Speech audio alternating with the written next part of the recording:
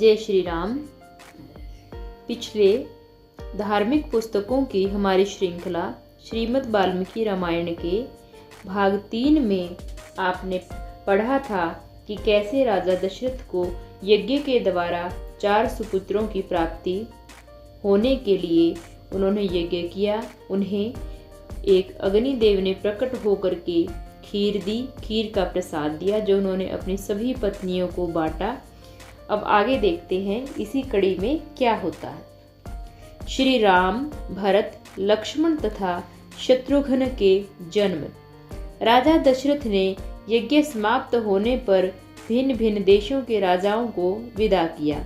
राजा द्वारा अत्यंत सम्मानित हो ऋषि श्रृंग मुनि भी शांता के साथ अपने स्थान को चले गए। जब 6 ऋतुएं बीत गई तब 12वें मास में चैत्र के शुक्ल पक्ष की नवमी तिथि को पुनर्वसु कौशल्या देवी ने जगदीश्वर श्री राम को जन्म दिया। तदनंतर कैकेयी से सत्य पराक्रमी भरत का जन्म हुआ। इसके बाद रानी सुमित्रा ने लक्ष्मण और शत्रुघ्न इन दोनों पुत्रों को जन्म दिया।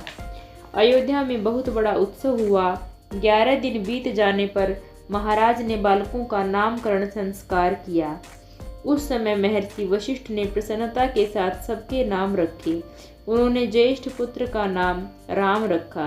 श्री राम महात्मा और परमात्मा थे। कैकेयी कुमार का नाम भरत, सुमित्रा के एक पुत्र का नाम लक्ष्मण और दूसरे का शत्रुघ्न निश्चित किया। लक्ष्मण बाल्यावस्था से ही श्री रामचंद्र के प्रति अत्यंत अनुराग रखते थे।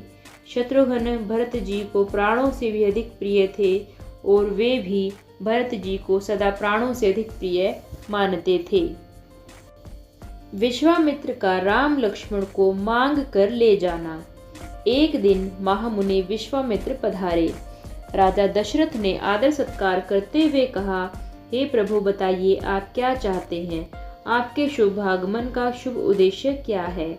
महाराज दशरथ का वचन सुनकर महातेजस्वी विश्वामित्र बोले, पुरुष प्रवर, मैं सिद्धि के लिए एक नियम का अनुष्ठान करता हूँ।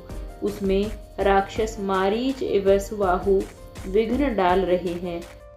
आप अपने काक पक्षधारी सत्य पराक्रमी शूरवीर ज्येष्ठ पुत्र श्री राम को मुझे दे दें। ये मुझसे सुरक्षित रहकर अपने दिव्य तेज से उन विघ्नकारी राक्षसों का नाश करने में समर्थ हैं। विश्वामित्र का वचन सुनकर नरिप श्रेष्ठ दशरथ 2 घड़ी के लिए संज्ञा शून्य से हो गए।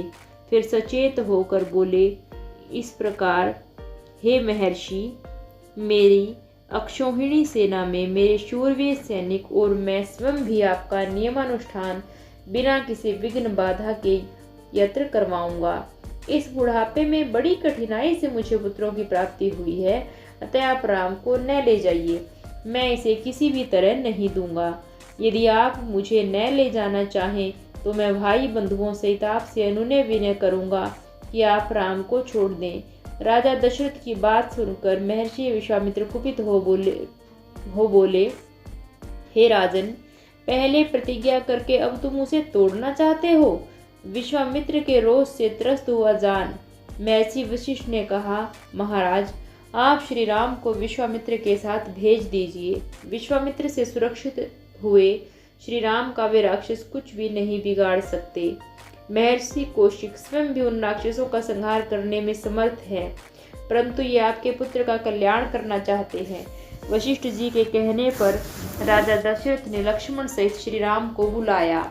फिर माता कौशल्या, पिता दशरथ और पुरोहित वशिष्ठ ने स्वस्ति वाचन करने के पश्चात उनकी यात्रा संबंधी मंगल कार्य संपन्न किया और उनको विश्वामित्र को सौंप दिया। आगे आगे विश्वामित्र, उनके पीछे यशस्वी श्री राम और उनके पीछे सुमित्रा कुमार लक्ष्मण चले जा रहे थे।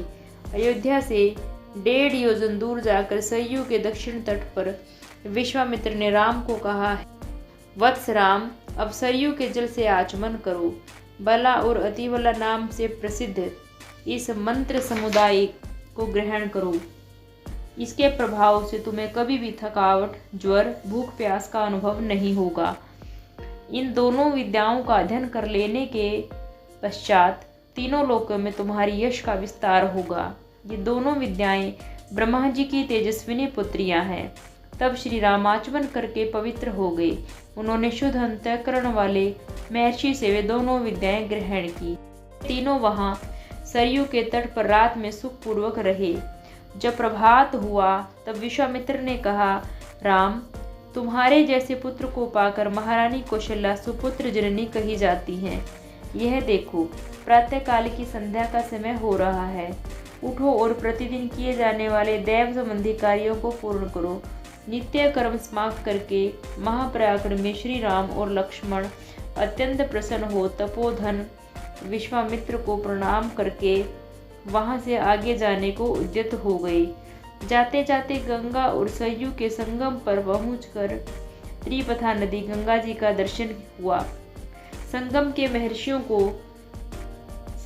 महर्षियों का एक पवित्र आश्रम देखकर रघुकुल श्री राम और लक्ष्मण से पूछा, यह किसका आश्रम है और कौन पुरुष निवास करता है?